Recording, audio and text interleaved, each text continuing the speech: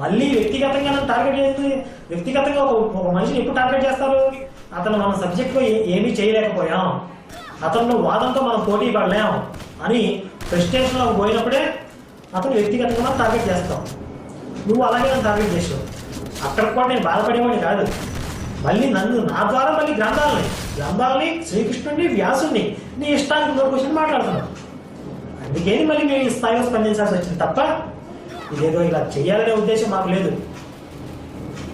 డిబేట్లో కూడా ఎవరు ఎలా మాట్లాడారో అందరూ గమనించారు.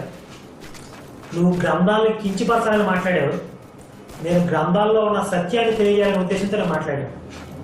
కించిపరచాలనుకుంటే ఇప్పుడున్న దరిద్రం అంతా అప్పుడు చదివినిపించేవాడిని స్టేజ్ మీద. ఎందుకు చెప్పలేదు నాకు తెలియక.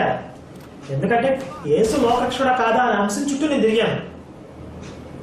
యేసు లోకరక్షణ కాదా, బైబిల్లో ఏముంది అనే విషయాన్ని తెలియజేయాలనే ఉద్దేశంతో మాట్లాడాను తప్ప బైబిల్ని కించిపరచాలని, యేసుని